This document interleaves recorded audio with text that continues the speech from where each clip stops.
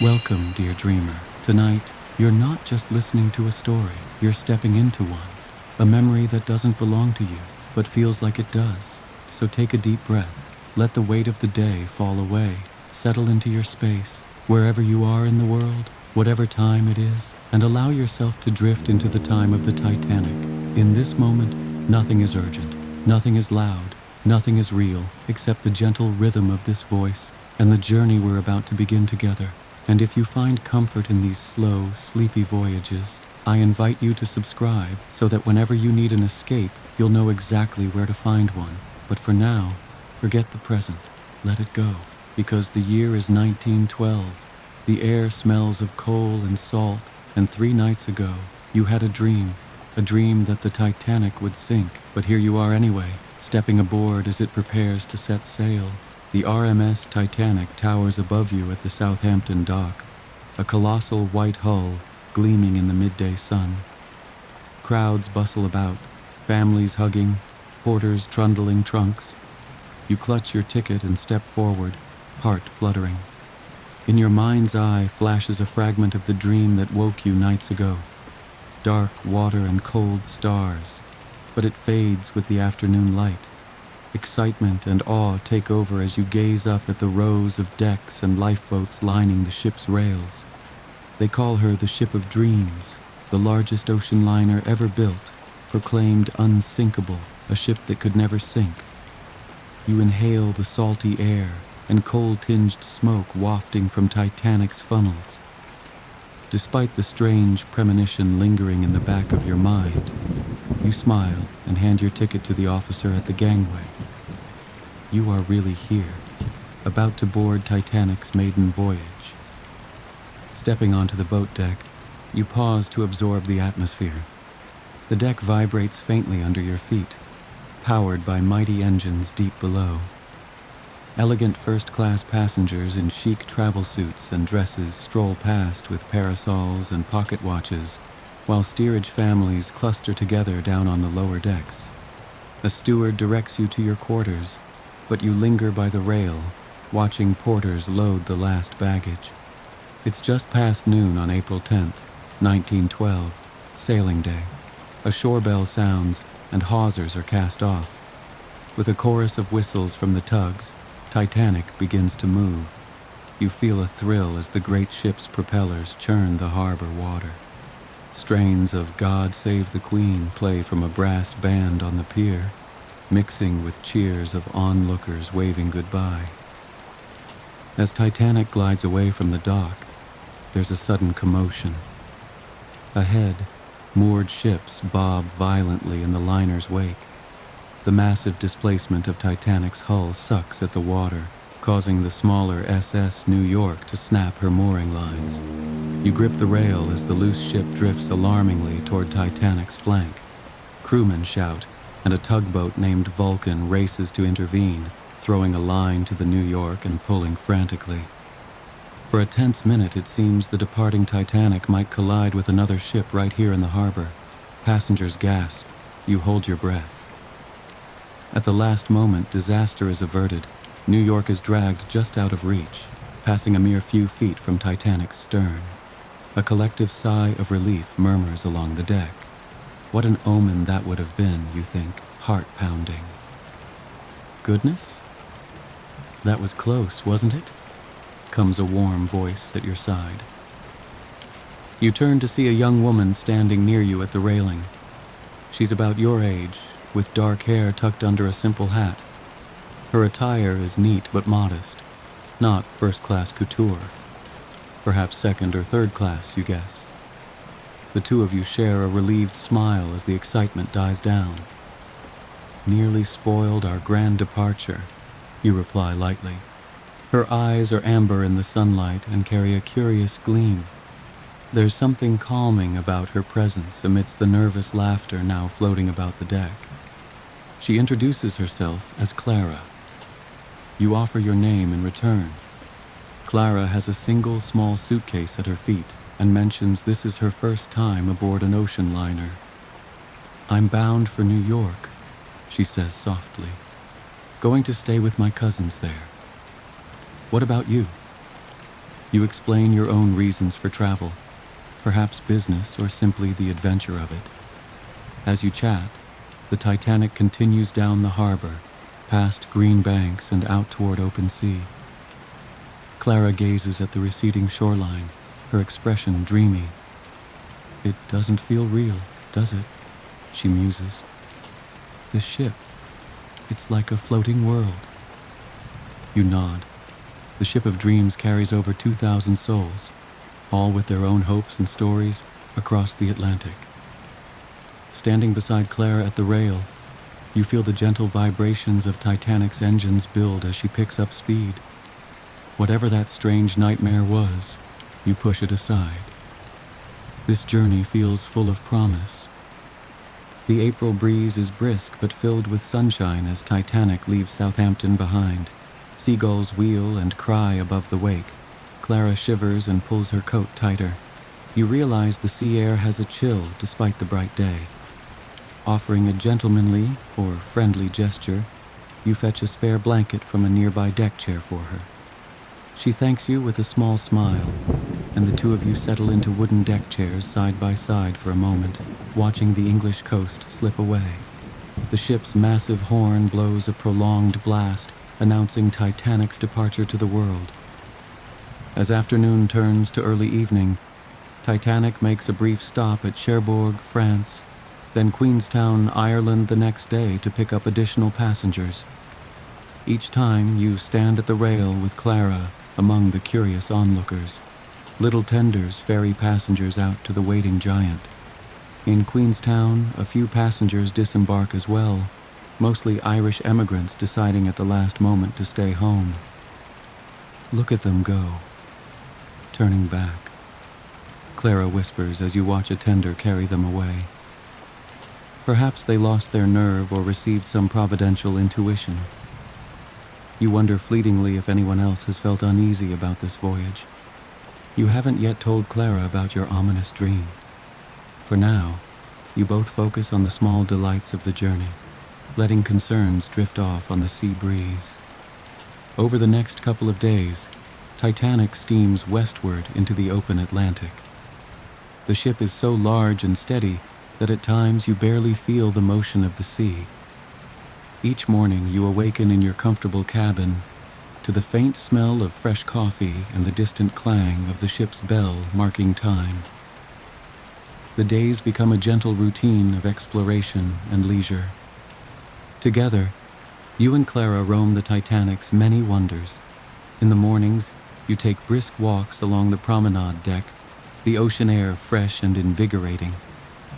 The first-class promenade on A deck spans an impressive length, glass enclosed from the wind in places.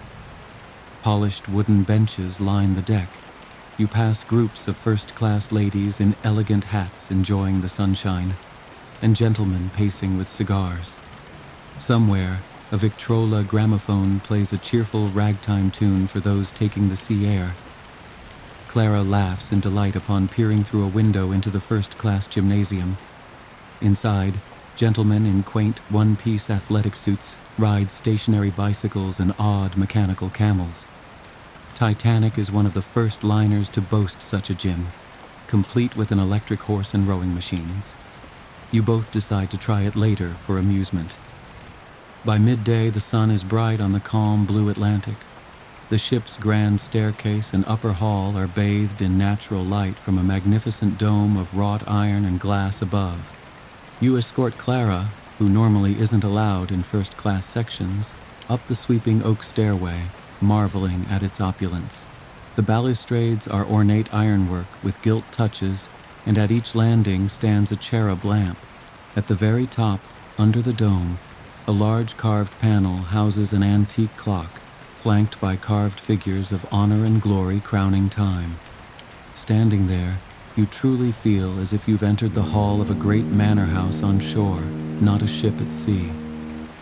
The atmosphere is hushed and dignified, rich oak paneling, a lush carpet underfoot, and the faint warmth from a nearby fireplace in the reading lounge. Clara's eyes widen at the splendor. You both admire the craftsmanship for a moment. A kindly steward passes, and though surprised to see a second-class passenger here, he offers a polite nod. In this dreamlike voyage, the usual class barriers seem to blur. From the grand staircase, you wander into the first-class reception room, an elegant space with potted palms and cozy wicker chairs, where in a few hours tea will be served. Beyond, through double doors, lies the enormous first-class dining saloon on D deck, spanning the full width of the ship. Peeking in, you see gleaming crystal and china set on long tables and a sparkling chandelier suspended from the coffered ceiling. Though it's not mealtime, the room holds the faint aroma of earlier courses, rich soups, roasted meats, and wine. You recall reading that Titanic's passengers enjoy lavish 10-course dinners. The opulence is a world away from the humble third-class dining common rooms on the lower decks. Clara tugs your sleeve, eager to show you something she's discovered. She leads you down a few decks via the sweeping staircase and through a doorway where the surroundings change from marble and oak to plainer paneled corridors. Suddenly, you find yourselves in the second-class section.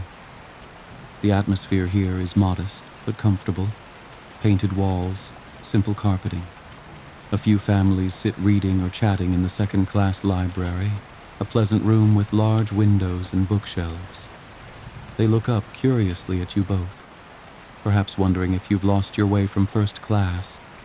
You smile politely and move along. Clara seems determined to explore everywhere, and her enthusiasm is infectious. Later in the afternoon, you venture all the way to the third-class areas. Down on E-deck, you walk the length of the ship through the long corridor known as Scotland Road, used by crew and third-class passengers. Here, the air is warmer and carries a mix of smells: coal smoke, engine oil, and hearty stew from the third-class galley. Many steerage passengers spend time above decks, but you peek into a general room where dozens of men and women in plain clothes mingle. Some play cards or music.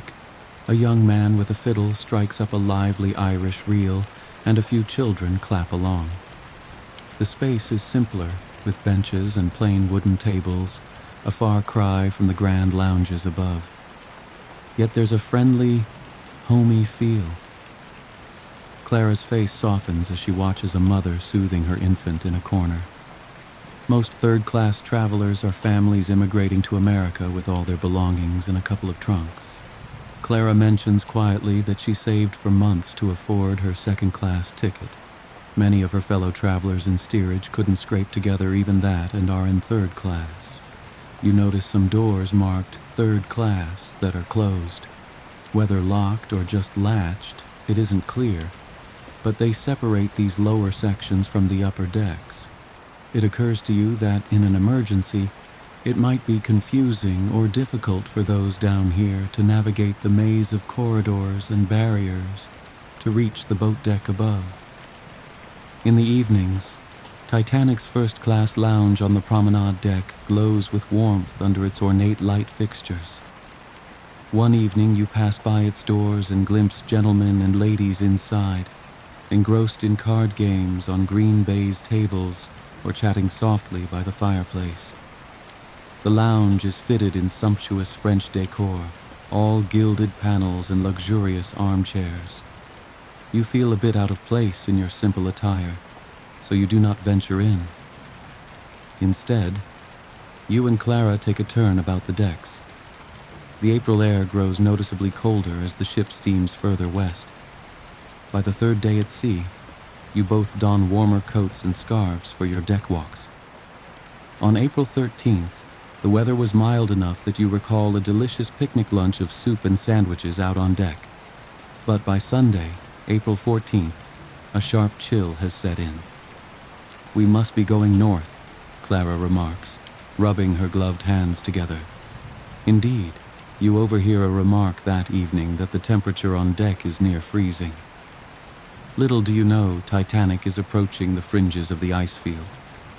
Throughout Sunday, April 14th, there are subtle signs of concern if one knows where to look. You notice in the first-class smoking room after lunch a few gentlemen discussing something in low tones over their brandy and cigars. One creased parchment sits on the table among them. It looks like a telegram. You catch a snippet. Pack ice and icebergs, 41 degrees, 46 minutes north. But their voices hush as you pass.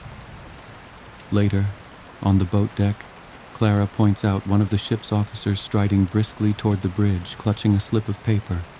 Word has it that other ships ahead have been sending ice warnings by wireless throughout the day. In fact, Captain Smith had received several Marconigrams about ice in the Titanic's path.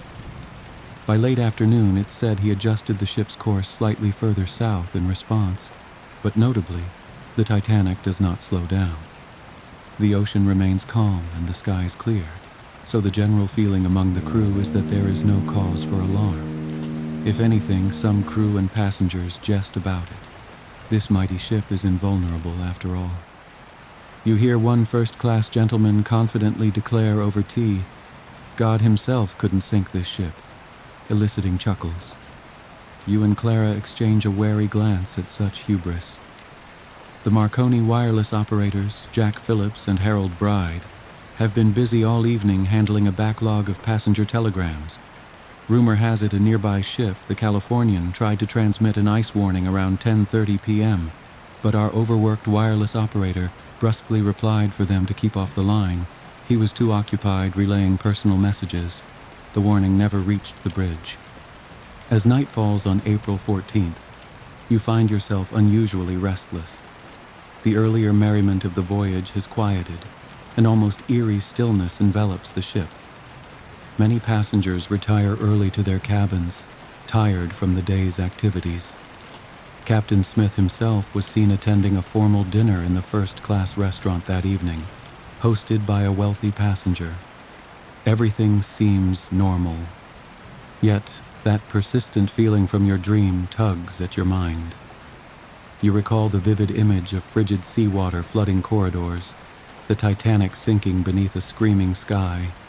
It was so real it left you trembling awake. Clara notices your distraction as you both stand by the aft rail after dinner, looking up at the stars.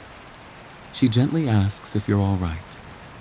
The glow of the deck lights touches her face, and in her eyes you see genuine concern. Perhaps it's the intimacy of the darkened deck, or the bond you've forged these past days, but you finally confide in her about the dream. In a low, halting voice, you describe how 3 nights ago, on land, you dreamed you were on a great ship that struck an iceberg and sank. How you felt the cold water and heard cries in the dark. As you speak, your breath comes out in puffs.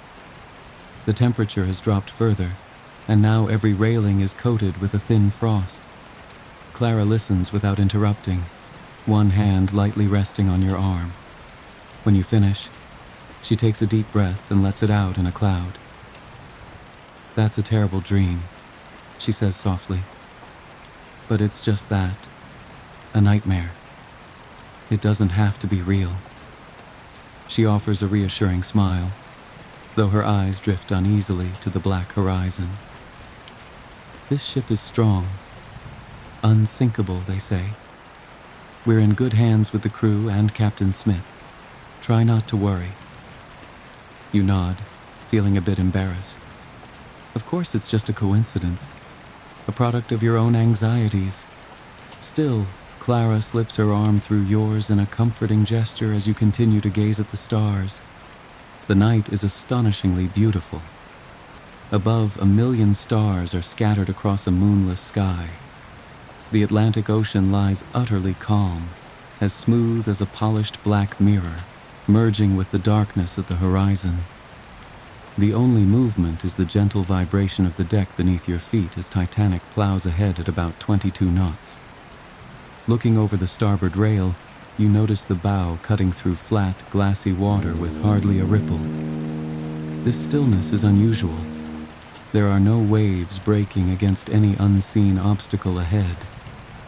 Without waves, an iceberg would be very hard to spot until it's very close. And indeed, up in the crow's nest, the two lookouts scanning the night have no binoculars. The ship's binoculars were misplaced back in Southampton. They rely only on their eyes, adjusted to the starlight. You don't know these facts, of course, but you do notice how serene and dark the sea is tonight, and how the air has turned freezing cold. You and Clara wander forward to the bow. Here, away from most of the remaining passengers, it's quiet enough to hear the sea breeze humming in the taut ropes. The lookout's bell is just above, but it has remained silent all night. You lean on the railing together, silently taking in the majesty of the open ocean.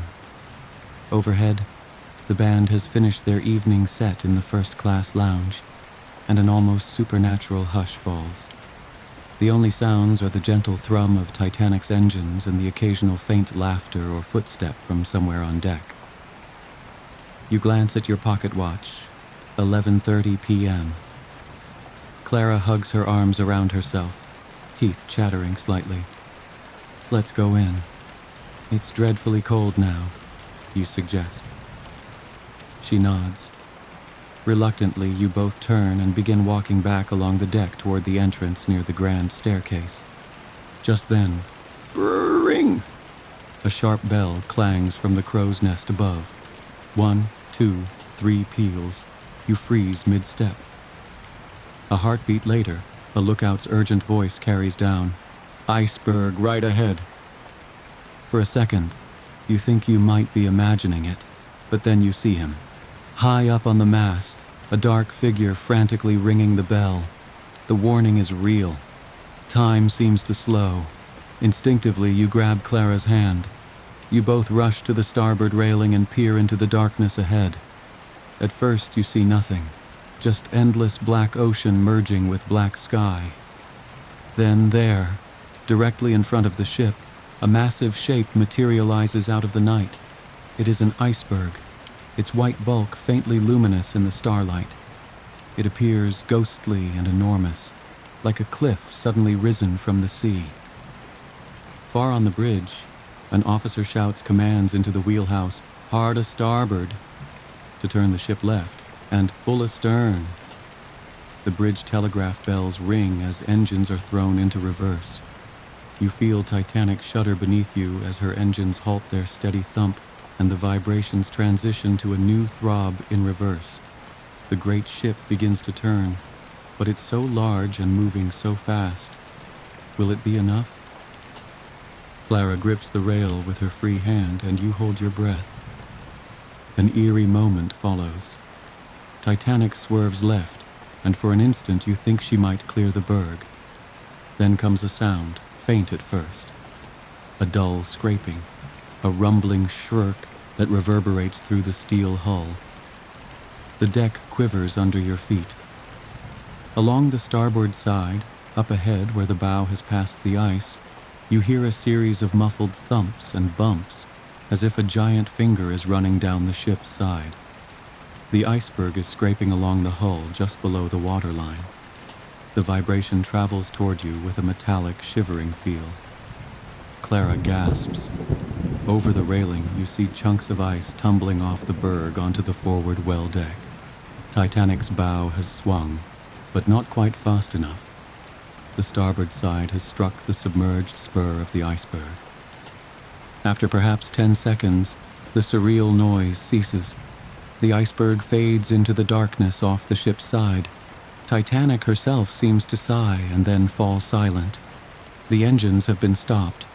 You realize your heart is hammering. All around you now is an unnerving quiet, broken only by the gentle lap of waves. Clara is still clutching your hand tightly. "It wasn't a head-on crash," you whisper, trying to reassure both her and yourself. Indeed, you felt no jarring impact, more a glancing blow. Many passengers, already asleep in their cabins, likely weren't even awakened by it. On deck, however, a few people are emerging, looking around in confusion. Some heard the scraping noise or felt the odd vibration.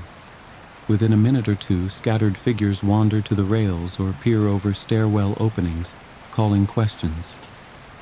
"What was that?" Did we hit something? The crew isn't saying much yet. A couple of sailors rush past, headed forward with lanterns, presumably to inspect for damage. You and Clara remain where you are, looking at each other with wide eyes. In your chest, your heart sinks with dread. This is exactly what I dreamed. The thought is chilling. Clara must see the fear on your face, for she musters a smile. "I'm sure it's all right," she says, though her voice trembles. Titanic barely brushed that ice. Probably just a few scratches. Even as she speaks, you notice the ship has begun to list ever so slightly to starboard. Objects on deck that would normally hang straight, a dangling light cord, the flags on their halyards, now have a perceptible tilt. It's slight, but it's there. You say nothing, not wanting to frighten Clara, but inwardly a cold certainty grows. In your nightmare, the great ship was doomed. Still, outwardly, things remain calm. Passengers gathering on deck exchange reassurances. In first class, a few gentlemen laugh that they nearly spilled their brandy when the ship bumped the berg. Some even request ice for their drinks as a morbid joke. On the foredeck below you, a few adventurous souls have picked up chunks of ice that fell on board and are merrily tossing them or taking them as souvenirs. Titanic drifts at a stop in the calm sea. The iceberg, now astern of the ship, is barely visible as a dim shape floating away into the night. Clara shivers beside you. "Let's go find out what's happening," you suggest. Together you make your way toward the nearest entrance and down into the ship. You decide to return to your cabins to grab coats and perhaps life jackets just in case. The passages are beginning to fill with curious people, many still in evening dress or hastily thrown on coats over night clothes. A steward passes, and one man asks him anxiously if there's been damage. The steward smiles and says something about not to worry, there's likely no serious harm. This puts others at ease momentarily. In truth, the stewards themselves don't yet know the extent of the injury. At your cabin, you quickly retrieve your life jacket. It's a bulky, canvas-covered cork vest. You hesitate, feeling a bit foolish. Surely it's overkill to put it on now. But that dream's memory urges you otherwise. You sling it over your shoulder for now and grab a warm overcoat. Clara, who had parted to her nearby second-class cabin to fetch her things, reappears wearing her coat and clutching her own life jacket under one arm. Her eyes meet yours, and no words are needed. You both have decided it's better to be safe. When you return to the boat deck, there is a noticeable change in the air. The ship's engines remain silent, and she has a very subtle but definite slant forward and to the right. Overhead, you see stars beginning to disappear at the horizon, not from clouds, but because the bow is slowly sinking lower. A few decks below, along the enclosed promenade of B deck, you notice gentlemen from first class strolling with concern. One tall man you recognize as Thomas Andrews, the ship's designer, is moving with purpose, heading forward. He had been in the first-class smoking room poring over blueprints just minutes before. The fact that he now looks alarmed sends a pang through you. Then a clear, commanding shout comes from an officer near the bridge. "All passengers on deck with life belts on." The ship's bell strikes midnight. It is now Monday, April 15th, 1912. Crew members hurry to uncover and swing out the lifeboats. Lamps are lit all along the deck, casting a glow on faces that are turning from curiosity to worry. You help Clara don her life jacket, tying the tapes snugly around her waist. You put on your own as well. The cork padding feels stiff and awkward, but a strange relief washes over you to have it on, as if some part of your dream's script is being flipped. In that nightmare you hadn't been prepared. Here and now, at least you've done this much. The next minutes blur together in a flurry of activity. You and Clara move toward the forward boat deck where people are assembling by the lifeboats under the supervision of officers. There are 20 lifeboats on Titanic, 14 standard wooden boats on davits, 2 smaller cutters, and 4 collapsible canvas boats, enough for only about half of those on board. The knowledge gives you a chill, but many around you still seem convinced this is just a precaution and that the ship is in no real danger. Indeed, Captain Smith has been reluctant to alarm passengers. But after consulting with Mr. Andrews, the reality is clear. The iceberg's glancing blow has opened Titanic's first 5 compartments to the sea. Andrews quietly informed the captain that the ship is taking on water fast and has only about 1 to 2 hours before sinking. Captain Smith's face, normally confident and grandfatherly, was pale as he ordered lifeboats to be readied and that distress signals be sent out. Now an officer's call echoes. Women and children first. It's Second Officer Lightoller on the port side, enforcing the protocol strictly. On the starboard side, First Officer Murdoch is allowing some men to step in to help row when there are no more women in the vicinity. The lowering of boats begins in an oddly orderly, almost quiet fashion. The sea below is so calm that launching is relatively easy, but many passengers are reluctant to step off the brightly lit Titanic into a small boat on the dark ocean. Looking around, you see only a few dozen people have come up to the boat deck so far, mostly from first and second class. Third-class passengers are scarcely in sight. Many of them are still far below, awaiting direction or struggling to find their way up. There are reports of some steerage paths being barred or gated, whether due to confusion or protocol, you're not sure. Not everyone will reach the boats in time, especially those from the lower decks, you think grimly, recalling that steerage passengers ultimately suffered the most losses in such disasters. Clara clings to your arm as you approach lifeboat number 7, which is being uncovered on the starboard side.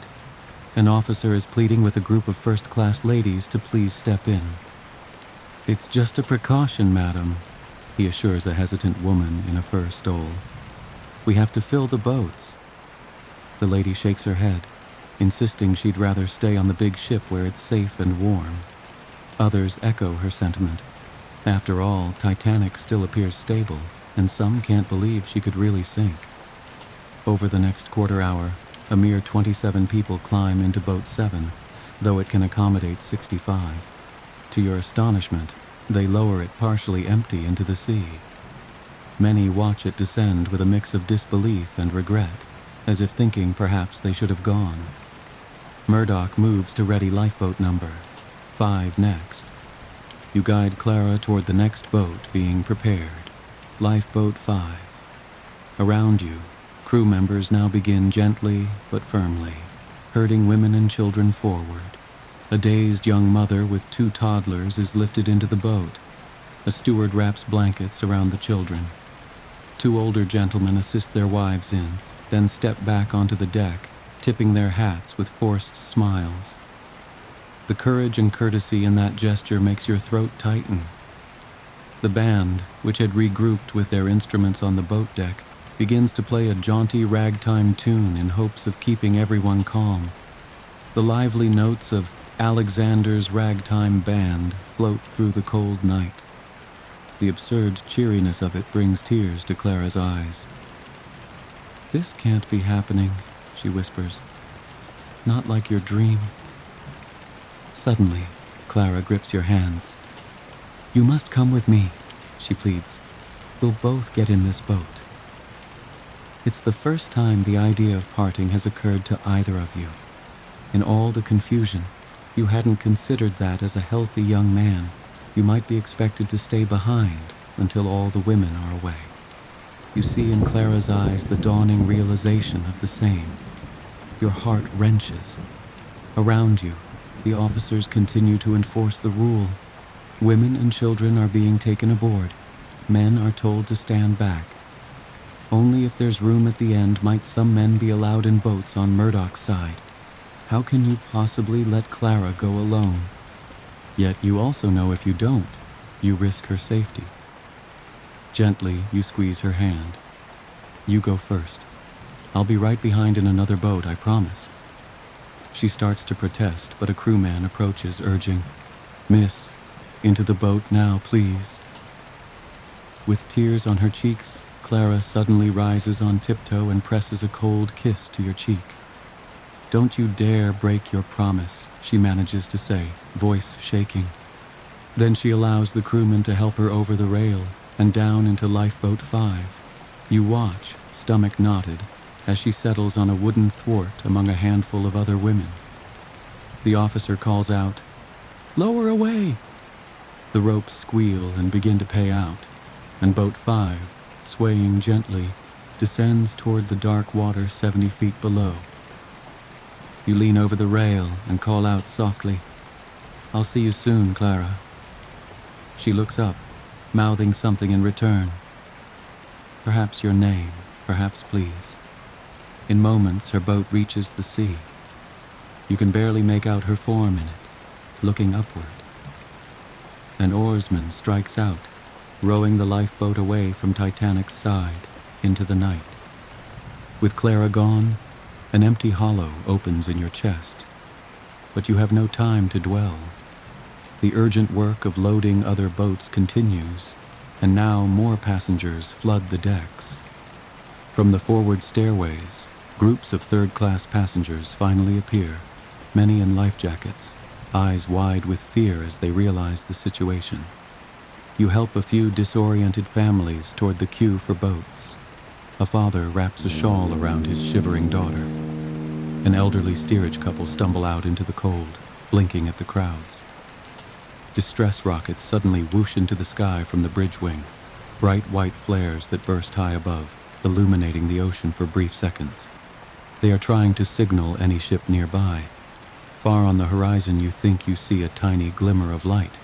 Could that be another ship? It's unclear. The rockets leave a smell of gunpowder that mingles oddly with the salt air. Moving aft along the boat deck, you encounter another scene that etches itself into your memory.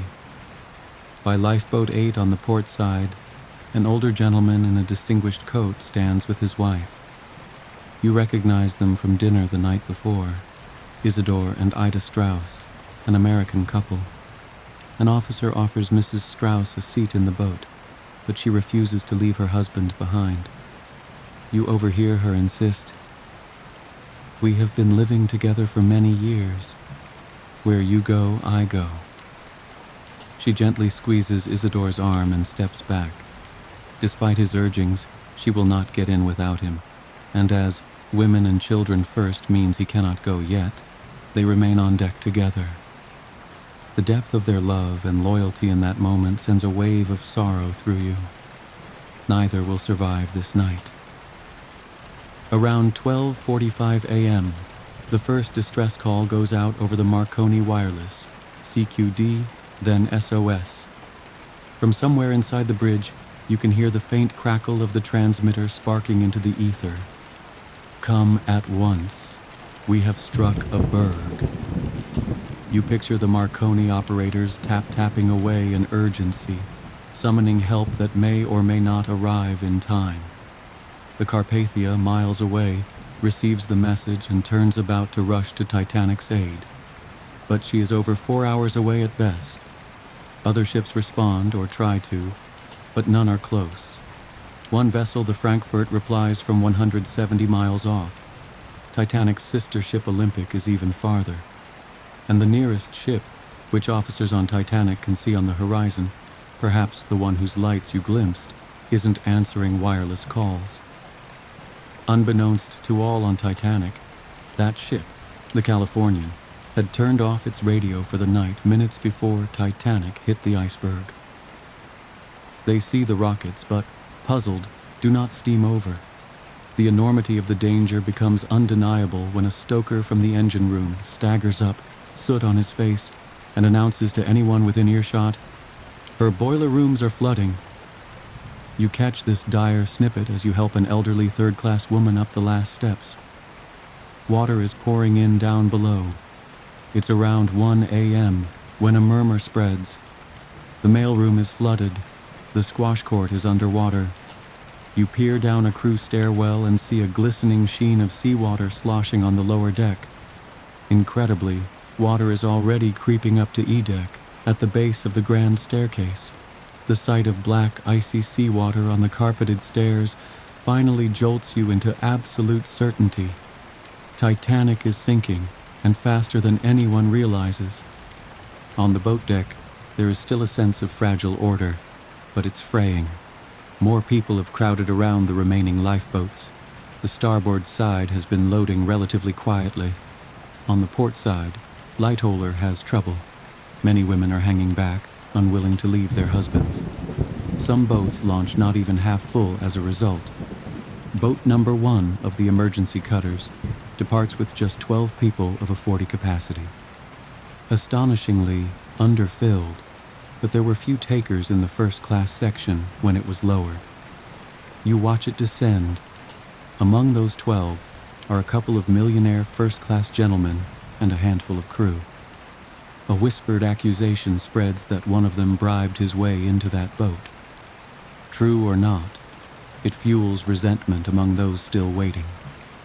Boat after boat goes down into the cold Atlantic, carrying precious few of Titanic's total souls. By 1:30 a.m., the reality has fully set in. The bow is noticeably lower. Deck chairs slide toward the forecastle. The lights of the ship still blaze, illuminating the anguish on hundreds of faces. Now, with fewer boats left, some men begin to panic and press forward despite the officer's orders. Near lifeboat 14, things get tense. A group of panicked men tries to force their way in as it's loading. Fifth Officer Lowe fires his pistol into the air 3 times to restore order. The sharp cracks echo in the night. You flinch at the sound, praying Clara did not hear that from her lifeboat out on the dark water. Cold fear for your own fate swells as you count the remaining boats. Only a few collapsible lifeboats are left now, being hastily assembled by crew on the roof of the officers' quarters. The forward well deck is already awash with seawater. Titanic's bow is visibly down, her stern beginning to lift.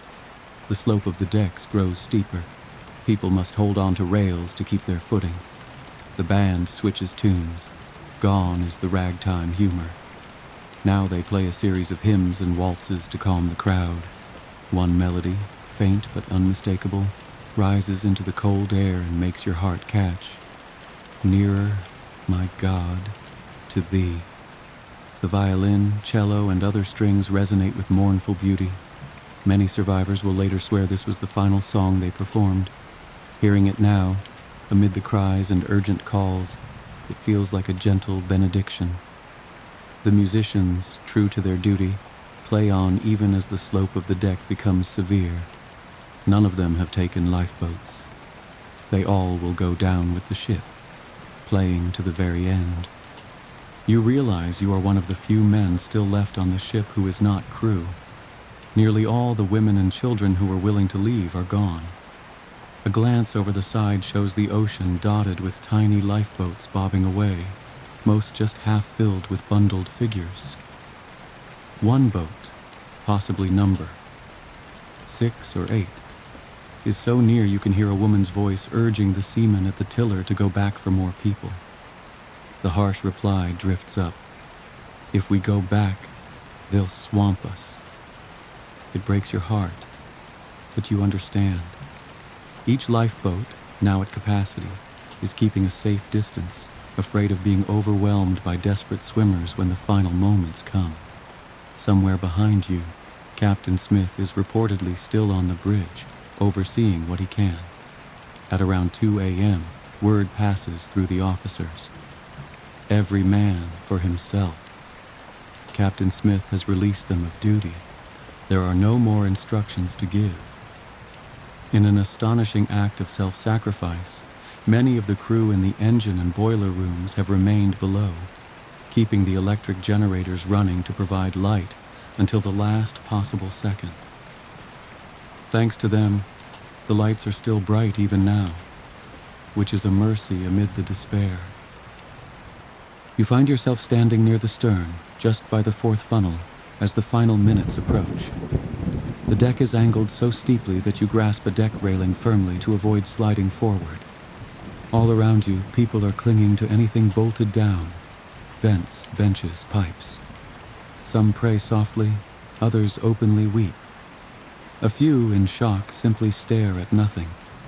You wonder if Clara is watching from the darkness in her lifeboat, witnessing this terrifying spectacle of the Titanic's end. Part of you hopes she isn't looking, that she keeps her eyes fixed on the horizon or the stars. The bow is completely submerged now. The ocean swallows the bridge, then the forward funnel with a hiss and roar. You hear things crashing deep within the ship as furniture and machinery break loose. Amid the cacophony, the band's final hymn finally ceases, their last notes absorbed into the gurgling deep. The lights flicker once, twice, and then, with a dreadful sputter, all the lights go out. The sudden darkness elicits collective gasps and cries from those remaining on board and those watching from the boats. Under the pale starlight, you see Titanic's stern rising higher and higher out of the water, her 3 enormous propellers now visible and dripping seawater in the night air. The ship's iron hull groans with deep, otherworldly sounds of tearing metal. Then comes a thunderous crack, a noise so loud and tortured it cuts through the screams. The ship's structure, overstressed by the unimaginable forces, breaks in 2 between the 3rd and 4th funnels. The forward section, already underwater, shears away and sinks out of sight. The stern section, where you are, momentarily settles back on the water, bobbing slightly.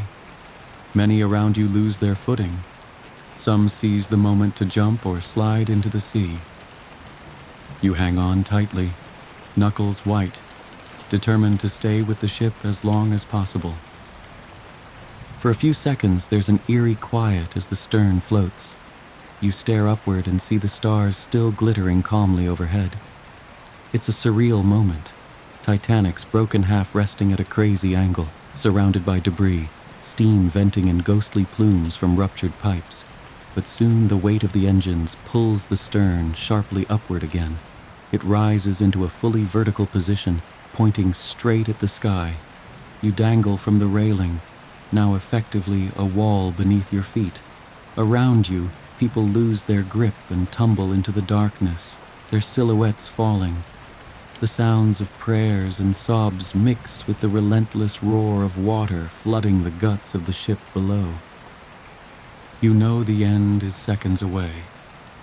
A strange calm overtakes you. The fear and panic ebb, replaced by a profound sorrow and acceptance.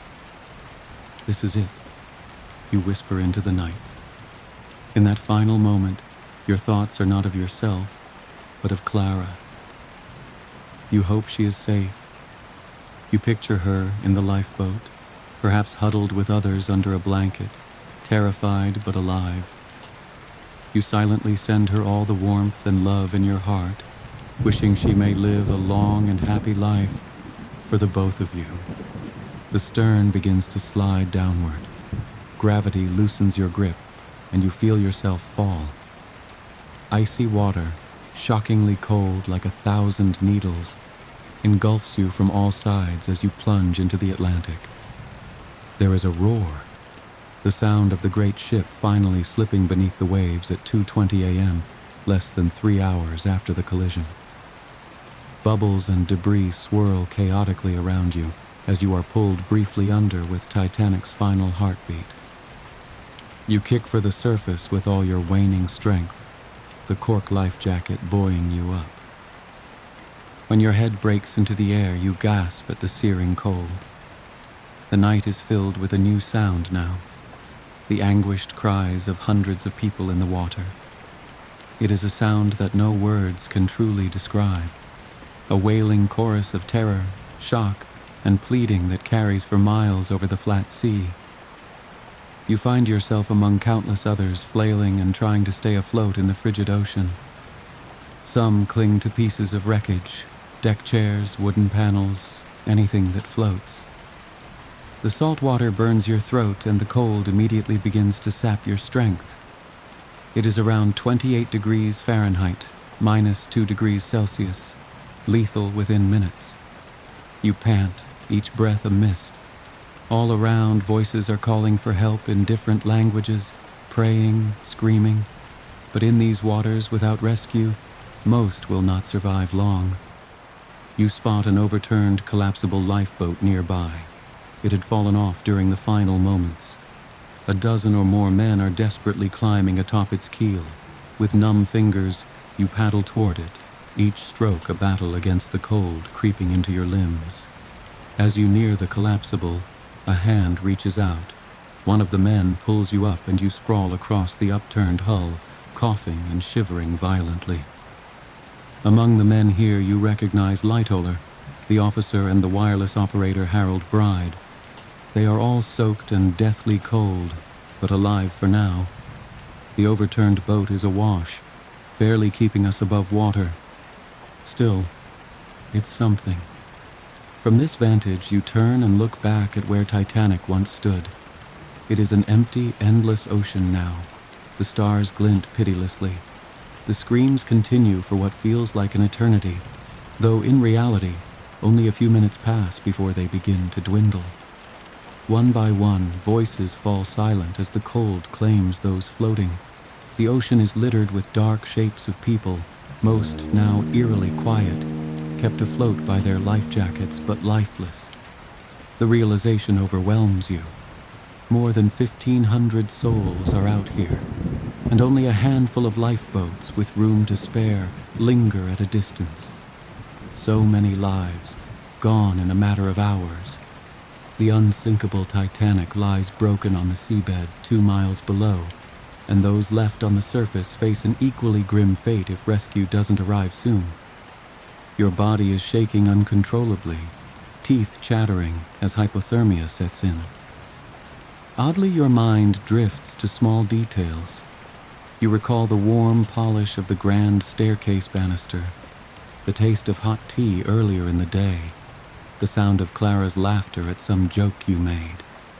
It all feels like part of a different world, a distant life. Here in the darkness, time itself feels altered. Minutes stretch long and hallucinatory. You find yourself humming through chattering teeth. It's nearer, my God, to thee. The hymn loops in your head, and you almost believe you still hear the band playing it, somewhere far off beyond the veil between life and death. One by one, the stars above begin to blur. Maybe it's your fading vision, or maybe a gentle mist gathering. The cries have ceased.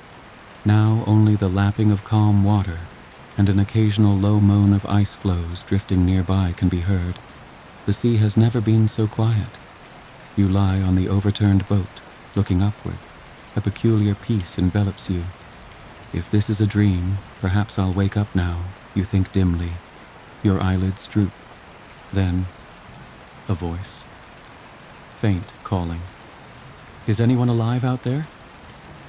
You force your eyes open. The night has grown hazy in your mind. How much time has passed? It's still dark, but maybe slightly less so. Is that a hint of pre-dawn glow to the east? You raise your head and see, to your astonishment, the beam of a flashlight sweeping over the water nearby. It's one of Titanic's lifeboats, come back to search for survivors. You hear the voices of Officer Lowe and a few crew shouting and listening. They must have transferred people between boats and come back now that the worst of the danger, suction from the sinking, is over. You try to call out, but your voice is weak and raspy. Others on your collapsible wave and holler feebly.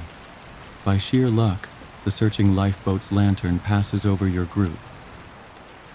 Hold on, we'll get you, comes a cry.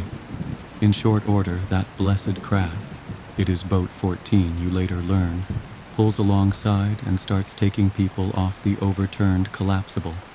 Numb and barely conscious, you are hoisted into the lifeboat's relative warmth. They find you are breathing, though just barely. Someone drapes a blanket around you and rubs your arms. In the bottom of the boat, huddled forms stir. Survivors picked up from the water, some miraculously still alive. As you curl into the bottom of Lifeboat 14, your head against a coil of ropes, you hear snippets of low conversation. "Over 700 of us saved," they say, mutters a crewman. "Out of over 2,000. Another voice. "Is it true? The ship's gone?" A sob answers, "Aye, she's gone." You squeeze your eyes shut, hot tears mingling with the salty crust on your face. Titanic is gone. The stars above are beginning to fade into the soft gray of dawn. The freezing ordeal of the night is nearly over. In the distance to the north, there is a faint light. The RMS Carpathia's rockets and funnels become visible as she approaches, having raced through ice fields to reach the survivors. Help is finally here. But in this moment, on the lifeboat rocking gently in the calm sea, you feel yourself finally letting go. Whether from exhaustion or the knowledge that Clara may be safe on another boat, you allow your eyes to close. The voices around you soften. You drift. An indeterminate time passes in darkness and quiet. You become aware that you are lying on something soft now and blessedly warm. Are you on the Carpathia?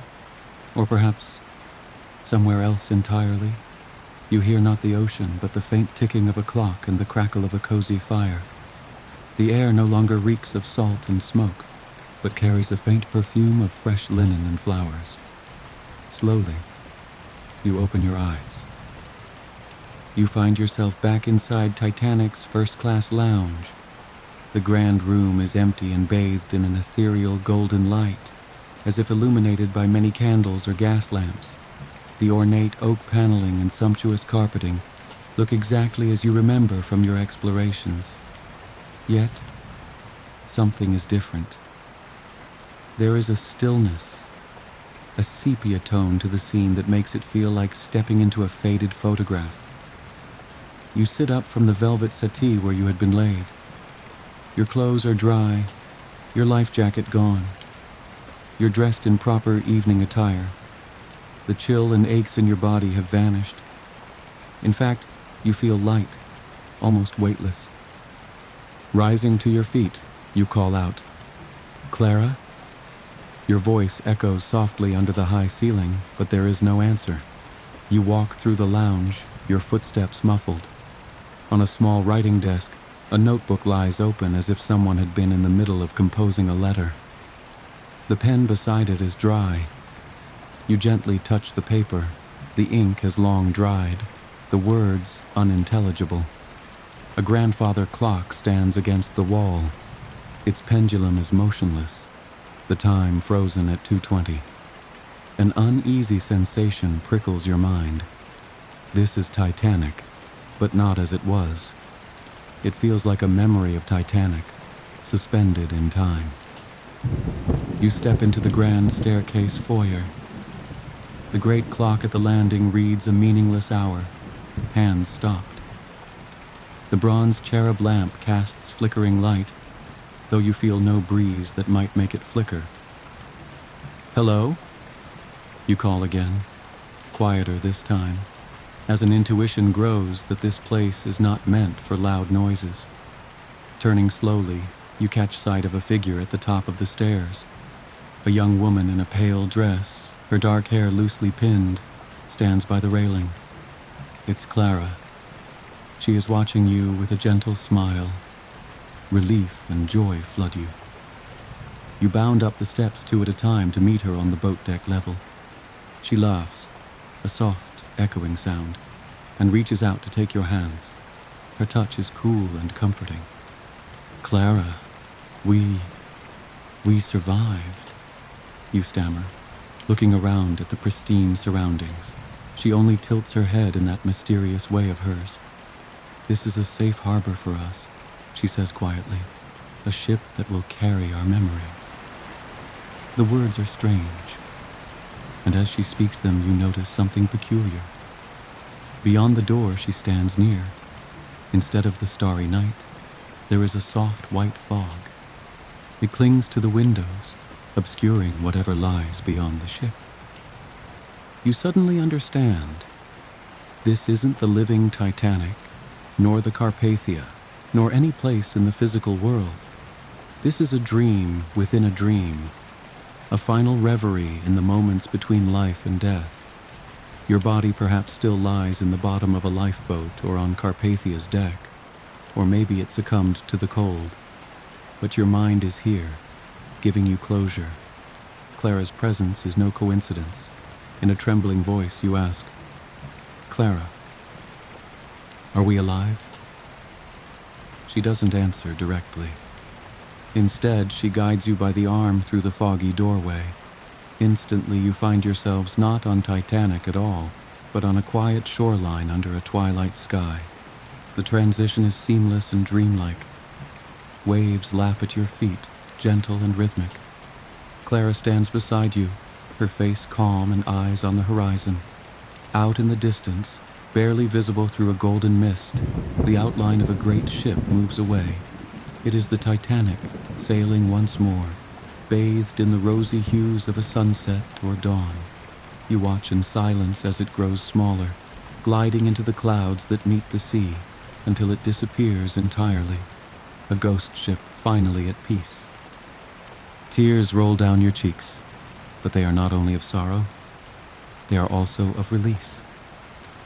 Clara turns to you and wipes one away with her cool fingers. "It's over," she whispers. You realize you no longer feel fear or pain. The nightmare has looped into a gentle ending, and the tragedy has transformed into memory. Hand in hand, you and Clara walk slowly away from the water's edge. The sand is soft beneath your feet. Each step becomes lighter, like walking on air. The sky shifts from twilight to night to a hint of morning, as dreams often fast forward through time. Clara's form begins to fade into the mist, but you sense she is not leaving out of sadness. Rather, she is leading you somewhere safe. "Thank you for accompanying me," you murmur to her. She smiles that warm smile one last time. "We found each other in the story, didn't we? Now it's time to wake up." Her voice seems to come from both near and far. You blink, and she is gone, like a gentle ghost dissipating with the fog. You find yourself back in your own bed, nestled in warmth and comfort. The sounds of the ocean recede to a distant memory, replaced by the familiar quiet of your room. Your eyelids are heavy. Whether you are fully awake or still dreaming, it hardly matters. You roll onto your side, feeling the soft pillow and the weight of blankets. Not a life jacket, just your covers tucked around you. The terror and drama of the sinking have melted into a hazy reverie. In the silence, you almost imagine the faint notes of a violin playing a lullaby, or perhaps that final hymn, but it could just be the soft hum of your surroundings. Take a deep breath. The air here carries no salt, no coal, only the gentle scent of home. In your mind's eye, you see Titanic one last time. A proud silhouette against a starry sky, then slipping under the waves. A grand story that has now gently closed, like a book on a bedside table. Though melancholic, it feels oddly comforting to have experienced it so vividly and come out safely on the other side, here in the present. You wiggle your toes and fingers, feeling the warmth restored to them. What an incredible journey you've been on tonight, across time and memory, through fear and fellowship, to the very heart of the Titanic's tale. Clara's voice echoes reassuringly in your memory. "It's over. Now it's time to wake up." You realize that the figures from the dream, Captain Smith, the band, the brave passengers like the Strausses, even Clara, will linger fondly in your thoughts, like friends met in a lucid dream voyage.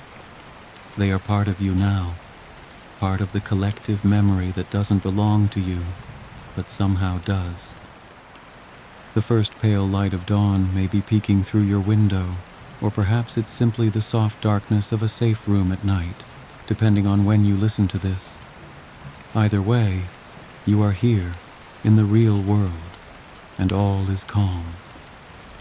The Titanic story, with its lessons of courage, love, and fate, has gently come to rest in the harbor of your mind. All that's left is to rest. Let your breathing be slow and easy, matching the imagined rocking of a lifeboat on calm seas, or the rise and fall of a great ship on gentle waves. With each exhale, release any lingering tension. You've traveled over 110 years into the past and back again. There is nothing urgent, nothing loud, nothing real except the comfort of your bed and the softness of this moment. As you drift toward a deep and peaceful sleep, perhaps you find solace in knowing that out of tragedy can come stories of hope and remembrance. The voices of the past are quiet now. In their silence, you find peace. In your mind, offer a silent farewell to Titanic and her souls, to the ocean and the night, to Clara, that mysterious friend who may have been just a dream after all. They all gently fade into the background like stars dimming at sunrise. Now, return to yourself. Feel the weight of your body on the mattress, the pillow cradling your head. There is a warmth around you, maybe your blanket, maybe the morning sun. You are safe. You are here. The journey is complete. Welcome back, dear dreamer. May your heart be light and your sleep be sound. The Titanic sails on in memory, but for now it's time to rest. Close your eyes, let go of the last threads of wakefulness, and sink into a serene slumber. In the comfort of your own bed, you are home, you are safe, and you are gently, finally, asleep. Sweet dreams.